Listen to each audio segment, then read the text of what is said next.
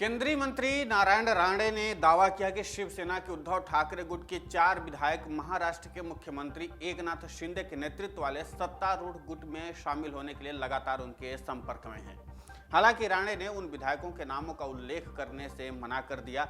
नारायण राणे केंद्र सरकार के रोजगार मेला के भागीदार के रूप में शहर में थे। इस योजना के तहत प्रधानमंत्री नरेंद्र मोदी ने इलेक्ट्रॉनिक रूप से सरकारी नौकरी के उम्मीदवारों को नियुक्ति पत्र सौंपा। राणे ने कहा कि 56 विधायकों में से उद्धव ठाकरे गुट में मुश्किल से 6 से 7 विधायक बचे हैं। वे भी गुट छोड़ने वाले हैं। 4 विधायक मेरे संपर्क हैं, लेकिन मैं उनके नाम का खुलासा नहीं करूंगा। केंद्रीय मंत्री राणे ने उद्धव ठाकरे का मजाक उड़ाते हुए कहा कि उनकी राजनीति मातोश्री तक ही सीमित है। मातोश्री मुंबई के बांद्रा में उद्धव ठाकरे का निजी आवास है और सेना भवन के साथ पार्टी का एक शक्ति केंद्र है। राणे ने जून में विभिन्न सरकारी विभागों और मंत्रालयों को अगले 1.5 साल में मिशन मोड पर 10 लाख लोगों को भर्ती का आदेश देने के लिए प्रधानमंत्री मोदी की सराहना की।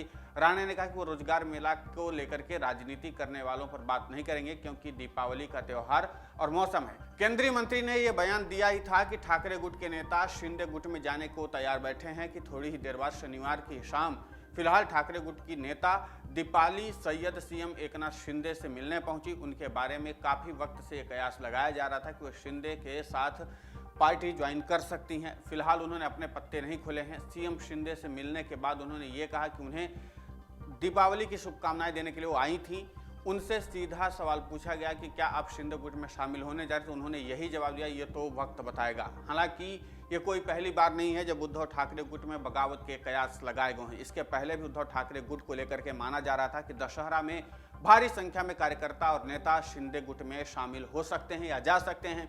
इसके लिए शिंदे गुट ने तैयारी भी की थी, लेकिन उस समय कोई भी नेता या कार्यकर्ता शिंदे गुट में शामिल नहीं हुआ था। लेकिन अगर नारायण राणे ने दावा किया है कि उद्धव ठाकरे के 4 विधायक उनके संपर्क में है, वो किसी भी वक्त शिंदे गुट का दामन थाम सकते हैं, तो इसे नजरअंदाज भी नहीं किया जा सकता है। लेकिन एक बात तो तय है कि आगामी कुछ दिनों में ऐसे कयास लग रहे हैं कि कुछ नेता शिंदे गुट में शामिल होंगे। हालांकि पिछले कुछ दिनों में उद्धव गुट ने राजनीतिक तौर पर काफी अच्छी वापसी भी की है और इसके बाद माना यह जा रहा है कि उद्धव ठाकरे गुट भी राजनीतिक तौर पर अब अपने आप को कार्यकर्ताओं से जोड़ने और उनकी संख्या बढ़ाने में लगातार काम कर रहा है।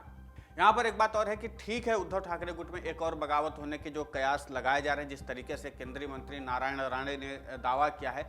नारायण राणे महाराष्ट्र की राजनीति में अंदरूनी मामलों के एक मर्मज्ञ राजनेता हैं और वो अंदरूनी रिश्तों को लेकर के काफ़ी कुछ बातें करते भी रहते हैं और कई बार उनकी बातें सच भी साबित होती हैं। यहाँ पर एक बात महत्वपूर्ण है कि जिस तरीके से नारायण राणे ने उद्धव ठाकरे गुट में बगावत की बात कही है, संभव है कि कुछ नेता उद्धव ठाकरे गुट के साथ हों, लेकिन भारी संख्या में नेता और कार्यकर्ता अब एक बार फिर से उद्धव ठाकरे के अंडर में भी काम करने के लिए तैयार बैठे। जब से पार्टी का नाम और सिंबल अलग अलग हो गया है, जिस तरीके से चुनाव आयोग ने अपना अंतरिम फैसला सुनाया है, उसके बाद से परिस्थितियां थोड़ी बहुत बदली भी हैं।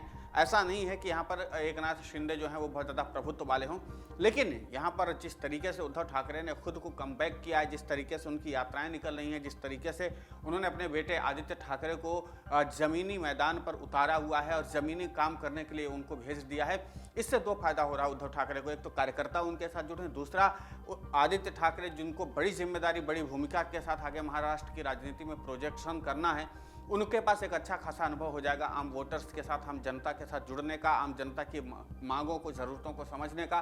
और यही कारण है कि उद्धव ठाकरे ने उनको ज़मीन पर उतारा हुआ है। वो बीएमसी चुनाव के लिहाज से काम कर रहे हैं आदित्य ठाकरे, और तो और वो विधानसभा चुनाव के लिहाज से भी आदित्य ठाकरे काम करें। तो कई परिस्थितियों में आदित्य ठाकरे अपने आप को मजबूत करने की कोशिश में लगे हुए हैं और यही कारण है कि एक बार फिर से आदित्य ठाकरे हों या उद्धव ठाकरे हों, दोनों ही नेता अब चाहते हैं कि किसी भी तरीके से पार्टी में जितने लोग चले गए तो चले गए, अब और लोग नहीं जाने चाहिए, और इसके प्रयास लगातार उद्धव ठाकरे गुट से किया भी जा रहा है। लेकिन नारायण राणे ने अगर दावा किया तो इस बात को भी नजरअंदाज नहीं किया जा सकता। संभव है कि कुछ विधायक अपने राजनीतिक हित को देखते हुए शिंदे गुट का दामन थाम भी सकते हैं, लेकिन परिस्थितियां इतने माकूल बनेंगी क्या, ये भी अपने आप में एक बहुत प्रासंगिक और महत्वपूर्ण सवाल है।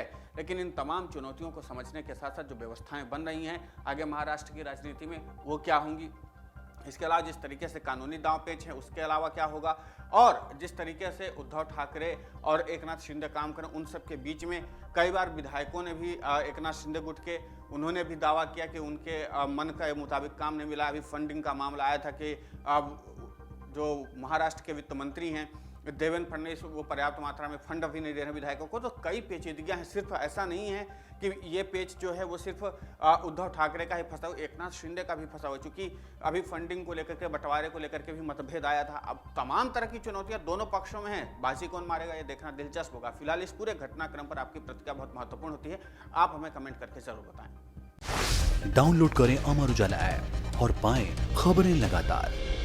अगर आप ये वीडियो YouTube पर देख रहे हैं तो हमारे चैनल को सब्सक्राइब करें और बेल आइकन को दबाना ना भूलें। अगर आप Facebook पर ये वीडियो देख रहे हैं तो हमारे पेज को लाइक करें।